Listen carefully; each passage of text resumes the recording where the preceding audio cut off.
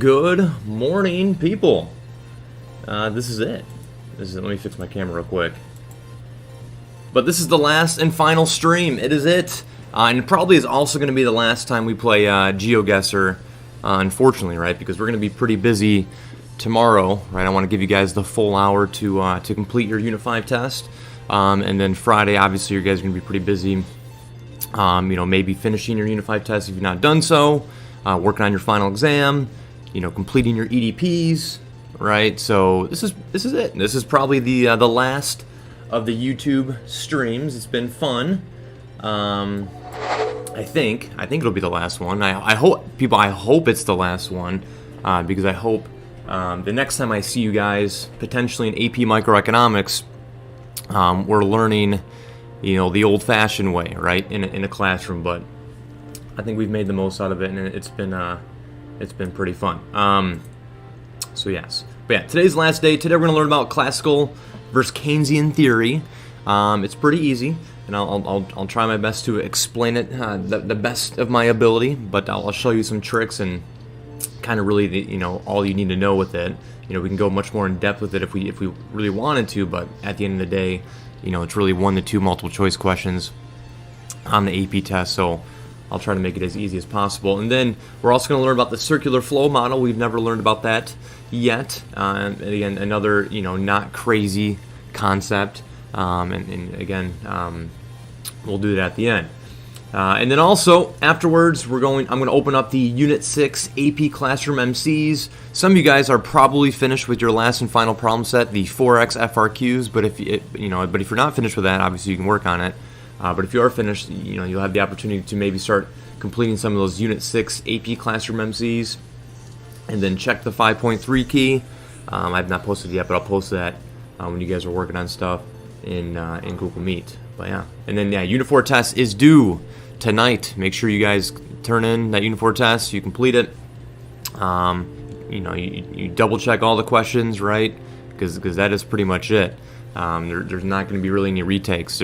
All work has to be turned in by the 18th. So, I don't know if I'm going to really be able to give you guys that kind of opportunity. So, hopefully the final exam sort of inflates any huge losses you take here in Unit 4 or on Unit 5. And people, if the test is really that bad, I'll curve it ever so slightly. But are Unit 5 and Unit 6 MCs required to be completed?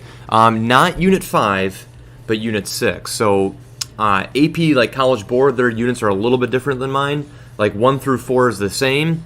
And then 5 is like Phillips curve and some other things that I combined with Unit 3. So Unit 5, I believe I opened up Unit 5, but you do not have to complete the Unit 5 FRQs. It's kind of like gone in the past. You don't have to do that. I would, if you plan on taking the AP test, I would at some point go on there and do that. But the only thing that's assigned is Unit 1, 2, 3, 4, and 6. All right? Make sure you log on and do the Unit 6 MCs.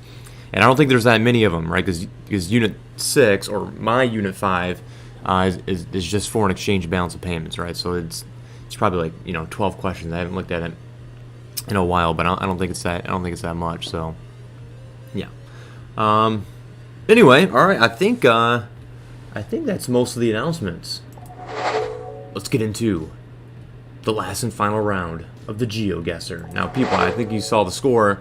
Third hour did hit pretty big. They didn't get like insane points like you guys did on the first day, but they got 4,300, 4,400, right? Something like that. They were in South Africa, and they just found a sign that had the city, and we got it pretty close to there. So you never know, though, people. I'm telling you, we did this last rotation, and there was, I think, the 6th hour, like all 3 of their days were like just, we couldn't even get it close. We couldn't even find the country, right? So that can happen at any time.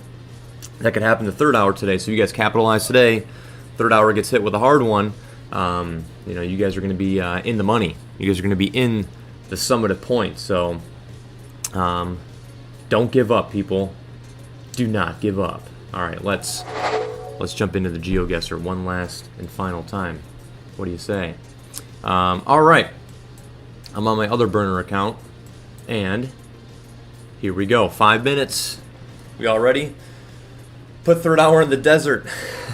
People, I've seen some crazy ones. Last rotation, they put us in a building, and they only let us walk around a building. It was like a hospital, and like that was it. So you never know. All right, ready? Here we go. And remember, you got to help out. That's your early morning attendance. Unless you ask a question or do something else, right? This is your early morning attendance. So here we go. Oh, and we got a good one. We got a trampoline. Is this the US of A then? I don't know. We got a car.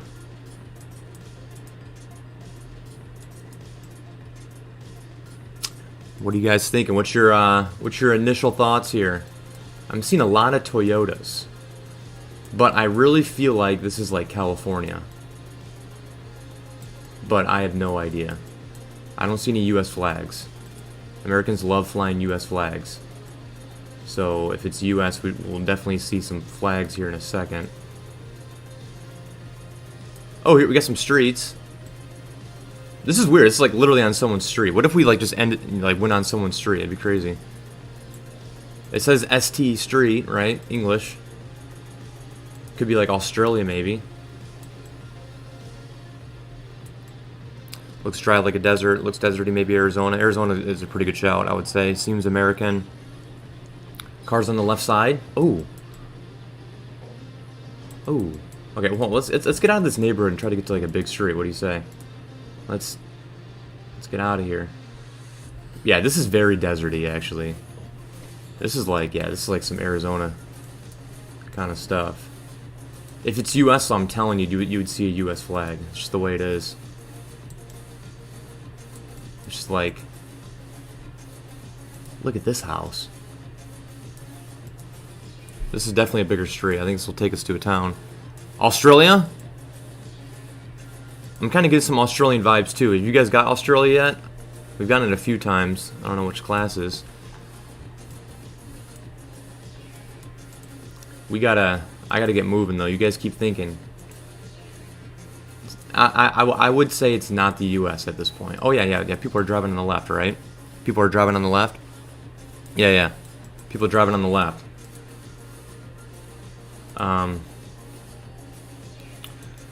So we're thinking Australia.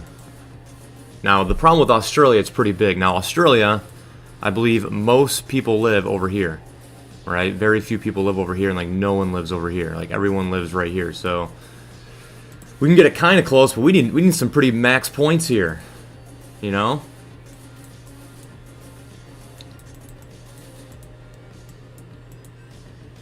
The southeast of Australia, almost right on the coast. Yeah, that's what I'm thinking, Annabeth. Australia is most populated in the southeast. Very good. Man, you guys know your geography. How'd you guys know your geography so good? In which year in your education have you taken a geography class? That's awesome. Maybe Australian Central Territory? Ooh. People, it could also be like New Zealand or something weird like that, you know? I think it's Australia, though. Australia. I wish we weren't in just an insane residential area, though. I wish we were... Oh. That's just a street sign, though.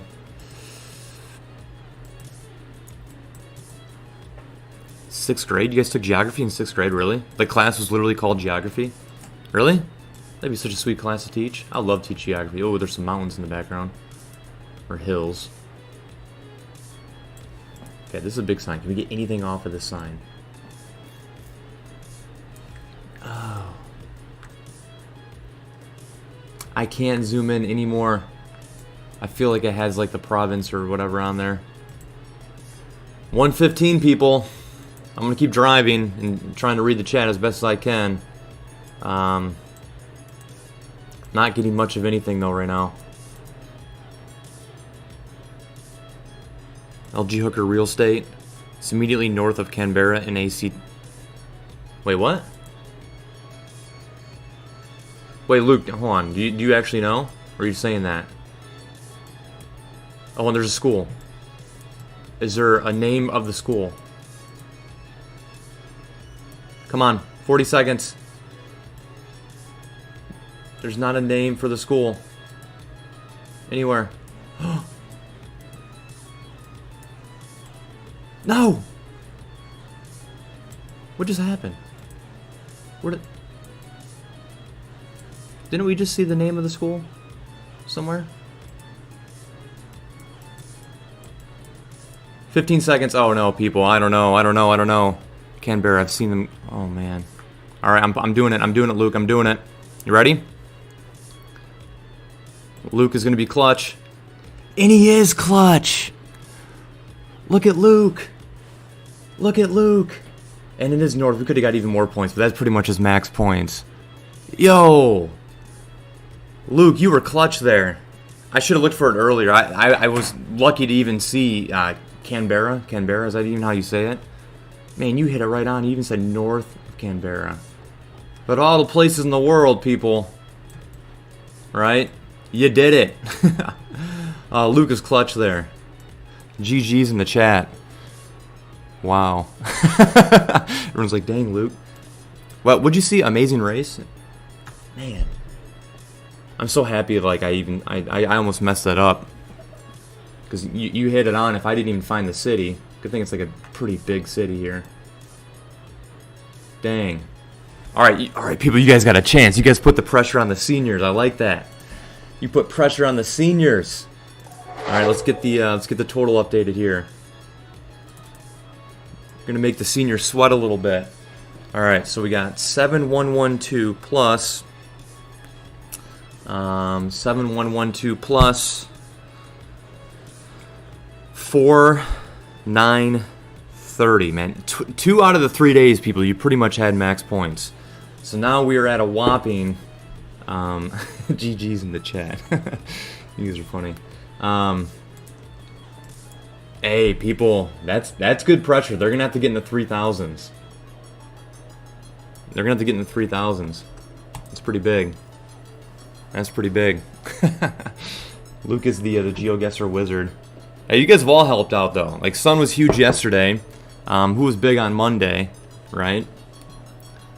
Big. That was it. That was a huge amount of points. That's max efficiency. That's economics. All right. Let me fix my camera real quick. I don't know why it keeps doing this. What is different about my lighting today that would cause my camera to be all crazy? I don't know. I look like orange today. The coloring's just weird. I don't know what's going on. Let's do it, people. Let's do it. Let's get into our last and final economics. Classical versus Keynesian theory. Put them in a desert. I'll try my best. All right, I want it to be close. So I guess you guys will find out tomorrow in Google Meet. Before you guys take your test, we'll find out the end results. So hopefully you guys win, right? Because you guys are gonna need some extra credit points for sure. All right. Classical versus Keynesian theory. All right. So what we're gonna talk about today is the difference in, theory, right? Economic thought, economic opinion on what aggregate supply truly looks like. All right. Now, please do not get confused, right? If the test says draw the ADS model or gives you any sort of question about the ADS model, right? Do exactly what you've been taught up until this point, right? But on the AP test, if it says in the classical range or in the Keynesian range, right? Then you're going to have to make sure aggregate supply looks ever so different. But the questioning in regards to classical versus Keynesian theory is going to be very, very simple. It's going to say, like, if aggregate demand moves along the classical range of this aggregate supply curve or the Keynesian range of the aggregate supply curve, what happens to price level, output, and maybe unemployment, right? So, just don't be overwhelmed here. But anyway, so like I said, it's a debate over aggregate supply, and obviously classical and Keynesian economists disagree on a lot of things. I love showing this little rap video. It's like a rap music video. It's about 6 minutes long. It's really, really sweet. I guess I'll just put the link to it if you guys want to watch it. But they obviously are going back and forth about all sorts of economic theory. But today we're really just, talking about aggregate supply and how a classical economist and a Keynesian economist have different opinions on what aggregate supply really looks like. All right, so the classical theory, we're going to do classical first. Classical economists believe that aggregate supply is vertical. In other words, there is no difference between short-run aggregate supply and long-run aggregate supply. Aggregate supply is vertical. It almost is LRAS, right? And aggregate supply is equal to potential GDP, output at full employment, right? So, and the reason classical economists believe that aggregate supply is just vertical sloping is they do not believe that wages are sticky, right? They do not believe that wages take time to adjust. They believe that if aggregate demand was to increase, right, it will cause prices to go up, and if prices go up, workers will ask for higher wages, and they will get higher wages. And then if as a result of higher wages, businesses will probably increase price more. And then when businesses increase price more, workers will demand higher wages and get higher wages to a point, right? So aggregate demand can kind of keep going up and up and up and up to a point where prices just get too crazy. And once prices get too crazy, right, people are going to start buying less things. When they start buying less things, it's going to cause deflation. And then when deflation happens, workers will begin to take lower wages, right, all the way to a point where prices can't get lower, right? And then once that happens, people will start beginning to buy things again, and then aggregate demand will increase, and then wages will go up. So basically, a classical economist believes that, we're just going to move about this aggregate supply curve, and the economy just adjust, pretty quickly over time, right? If aggregate demand goes up, prices go up, then workers get higher wages. If aggregate demand decreases and prices go down, right, workers get lower wages, right? And the economy just keeps self-correcting over time.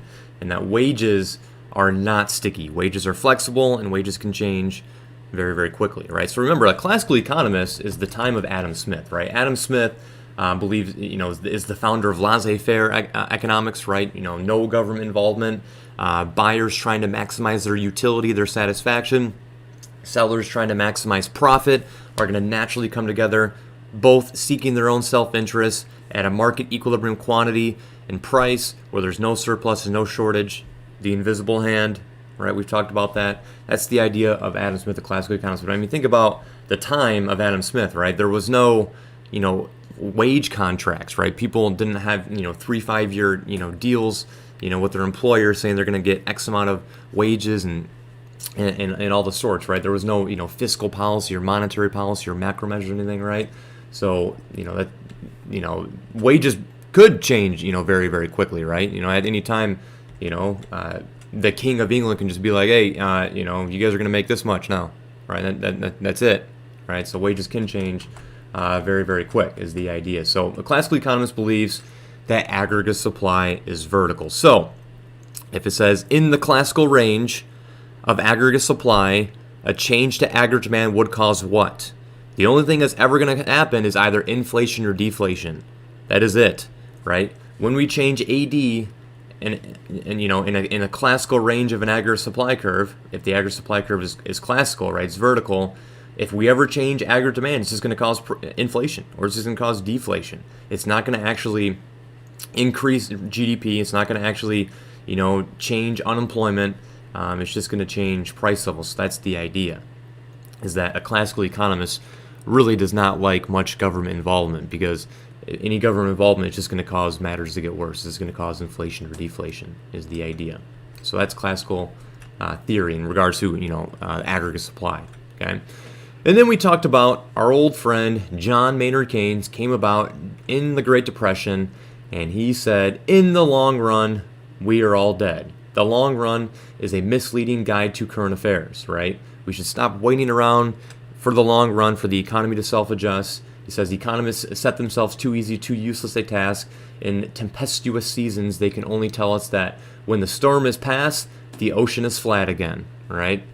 In other words, he says, in times of need, economists should do more than say the economy will fix itself. They should do things, right? They should implement policies, right? They should use their economic theory and develop economic theory to help people and to mitigate,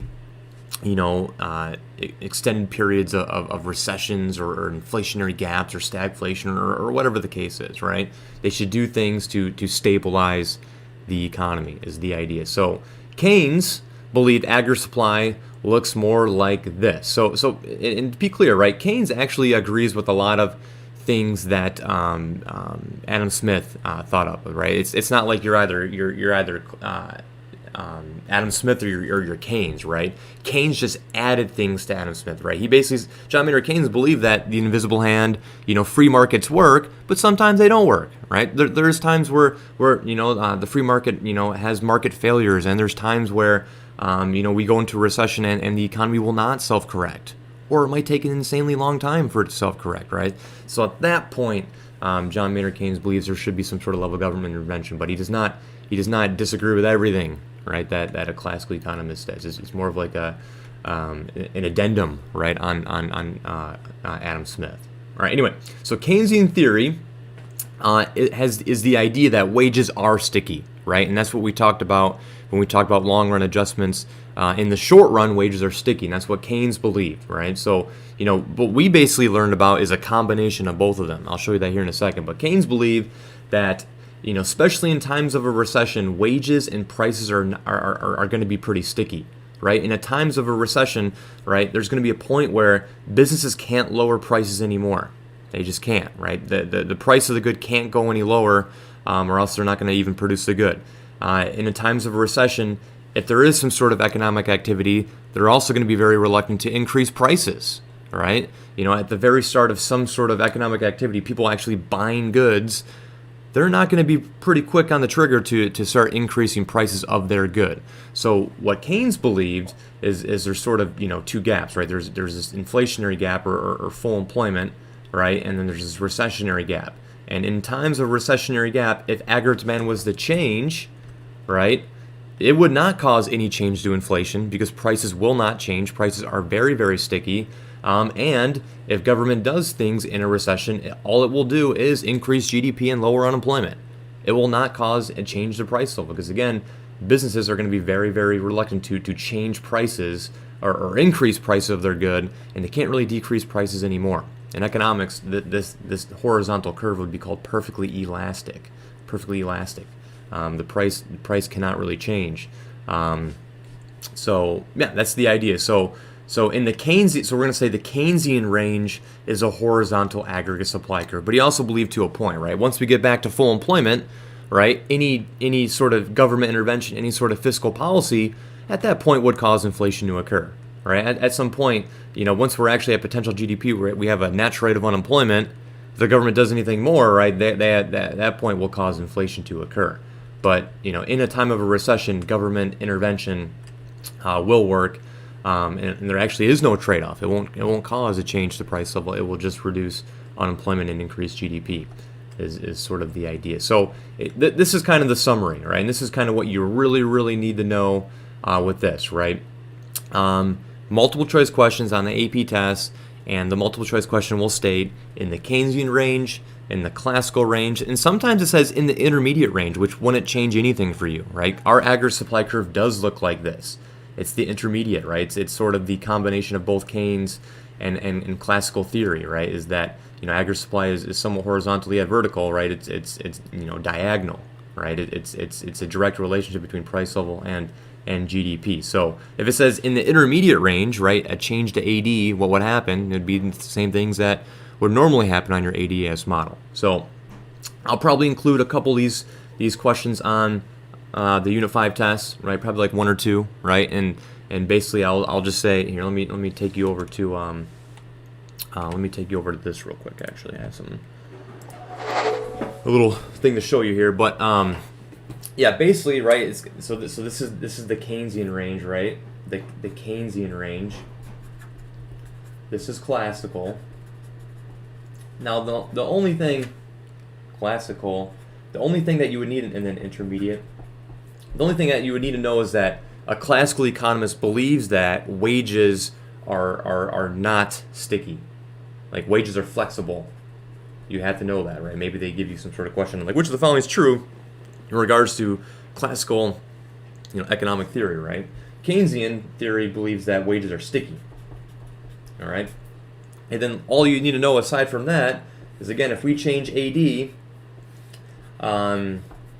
the Keynesian range, what's going to happen to price level, GDP, and let's say the unemployment rate, right? Well, if we increase AD in the Keynesian range, right, price level will remain unchanged, GDP will increase, and unemployment would therefore decrease, right? Because it's inverse to whatever happens to output, right? In the intermediate range, if we were to increase AD in the intermediate range, what would happen to price level, GDP, and the unemployment rate? Same thing as always, right? Same thing as always, right? Price level would go up, GDP would also go up, and the unemployment rate would go down, right? And then if we increase AD in the classical range of aggregate supply, what's going to happen to price level? Price level is going to go up, and nothing is going to change, right? That is pretty much all you need to know, all right? So you need to know like what aggregate supply looks like for a classical economist and what aggregate supply looks like for a Keynesian economist.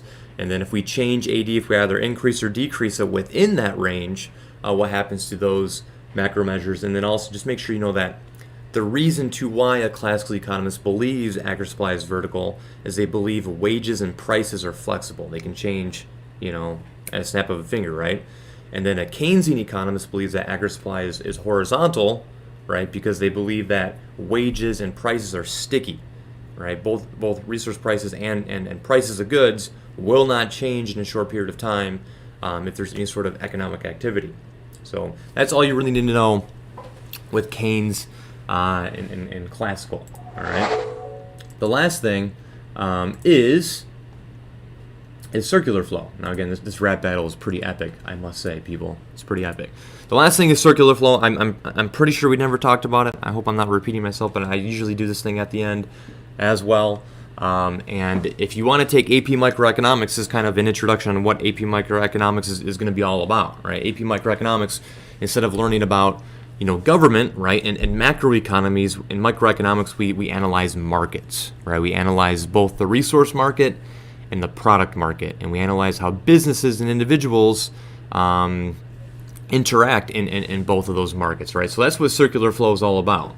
Circular flow really is microeconomics. How do firms and individuals interact through these two different markets? So a product market is obviously a market where goods and services are sold, right? So when you guys learned about supply and demand, that was the product market. Is businesses supply, right? Businesses produce products in the product market, and generally the law of supply states that when price increases, businesses produce more output, they produce more quantity, and individuals ultimately buy those goods and services, so they demand those goods and services, and they spend money, right? So obviously at higher prices they spend less, they're less willing to buy goods, and at lower prices they're more willing to buy goods.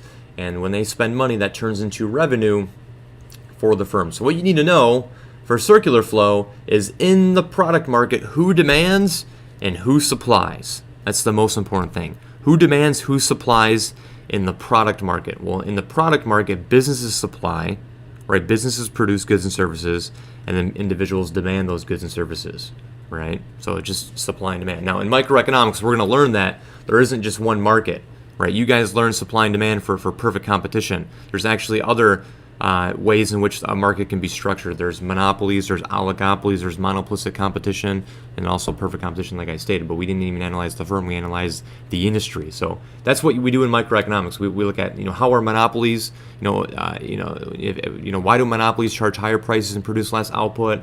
We measure deadweight loss and economic surplus, consumer surplus, producer surplus, and all these different things within monopolies and oligopolies. We learn about game theory and mutual interdependence. Why would a firm advertise in this market structure? Why would a firm not advertise in this market structure?